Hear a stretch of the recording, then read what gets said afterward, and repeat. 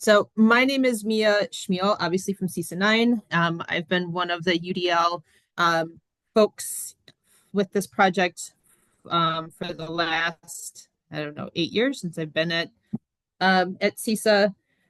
And I'm just really excited to share some of the realities of bringing this work to several districts within our region. Um, and I think we'll talk a little bit about some of the symbolism of our images in just a minute as well. So, Carrie Jo, you want to go for it? I'm Carrie Jo Bornberg. This is my third year at CESA 9 and also on the project in the state group for UDL with other CESA consultants. And like me, I'm just really excited to share some of the experiences we've had this year as we talk through some of the schools. We really worked on scaling up the trials work across big systems and have some information and data to share around that as well. And if you see the fire in the back of the van, it's not all bad. Like sometimes we really felt like we are on fire in a good way. And sometimes we felt like, whoa, like we need to stop, rethink, go back and do some things different. Maybe now we are on fire. So it's not all bad if you see the fire in the van. So it's been a wild and crazy ride this year. So we'll just get started. Sounds good. What you see is the districts that we support within CESA 9. So gives you a sense as to kind of where we're located. And we'll talk about several of the schools that have been part of this work this year. So our first school is Lakeland Union High School. You can see our van is starting to go on a road trip uphill. Just because Lakeland Union had a lot of work going into the trials work this year. And we're going to talk about some of that as we go on to these next couple of slides and give a little bit more around their background and their journey and why they had a lot of work building up and a lot of good information to know before we get into the actual trials themselves. So a couple of things to know about LUHS. It's of course, a union district. So there are 4 different K-8 schools that feed into their 9th grade or into their high school. There's a very diverse group of students. There's a large Native American population, and the school leadership as a whole has really focused on student engagement for all of their continuous improvement planning, which made the trials a really good fit. Recognizing kids in attendance, we're not coming to school, just different pieces of data. How can we engage our learners to ensure that they want to be here and that they're learning and progressing?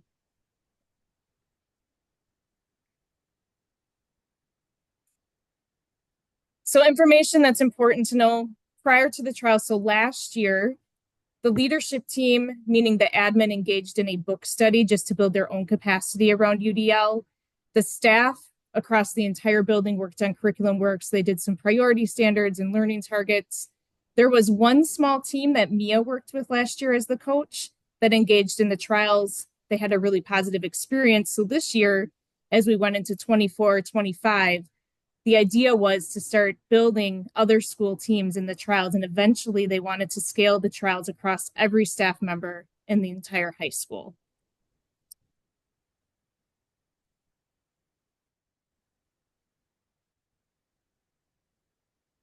So with that being said, as we go into 24, 25, and we think about how do we have every single teacher in the building engage in the trials, they also had a lot of changes in structural things that happened to kind of help them be able to do that and to navigate that, and a lot of change that we had to also work through.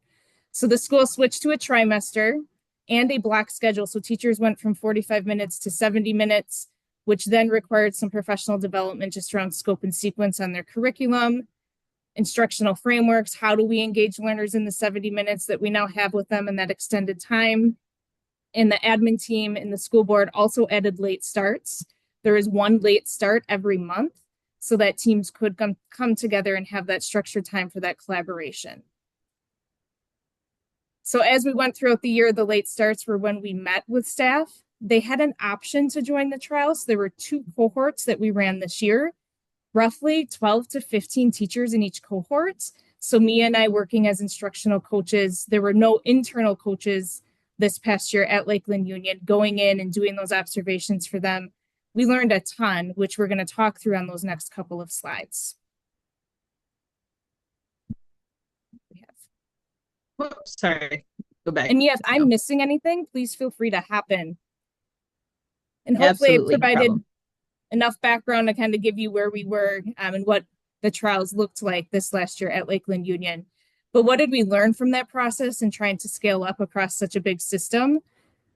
We learned that instructional coaching was new for them and that we have really provided them the platform to be more ready to be coached and more open to that.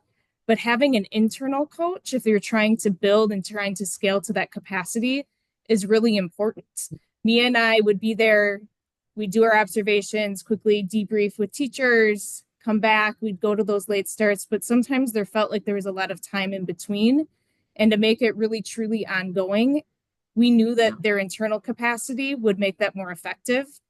The good news is that from that experience this next year, they are moving forward with internal instructional coaches. So they will have the capacity then to train those coaches to also implement the trials with staff.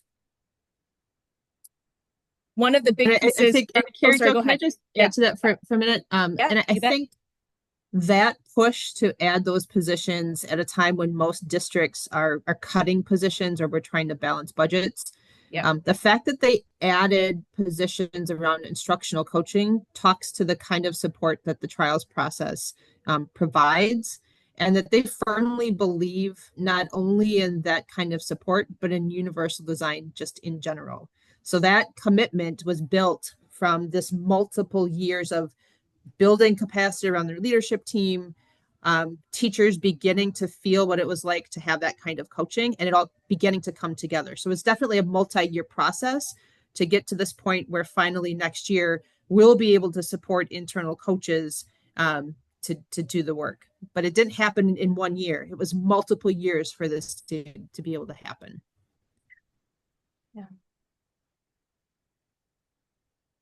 We also found that we kind of lived in trial one for quite some time with people when they switched to an instructional framework training or different instructional frameworks that they were having to use within their 70 minutes. We really had to focus on, it's not just the learning target at the beginning of the hour, but how do you actually use that learning target throughout the entire 70 minutes to engage all kids? So trial one was where we spent a lot of our time with a lot of the staff that were in both of those cohorts.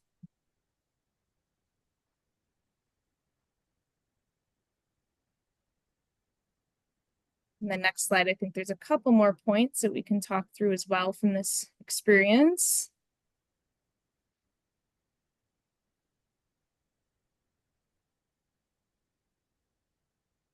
Individualizing learning is one to really hone in on. When we had 12 to 15 people in a trial, that was a lot, and learner variability is real.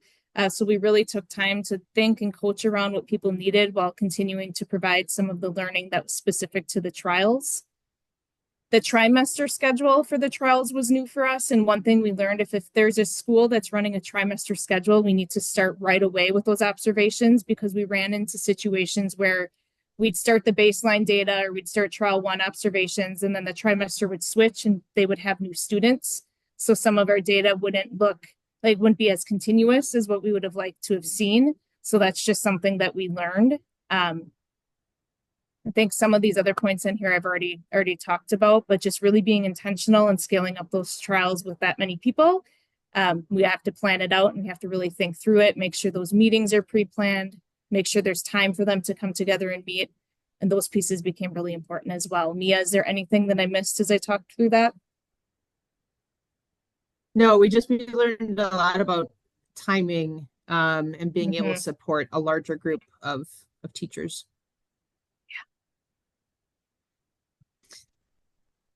So now our van goes to Wausau, and you can see Wausau is like this curvy road. It looks like there's a big pothole in the road. But what happened in Wausau, we started with the coaching trials with teachers, and Wausau is our biggest district at CESA 9. So again, just a really big system again. And as they started to engage teachers from their middle schools and high schools across the entire district, what they realized was all of those pieces we just talked about, where the leadership team and the admin had some capacity building. They learned about UDL. They had a book study. They built a late start schedule. They thought about how can we best scale this up for all staff.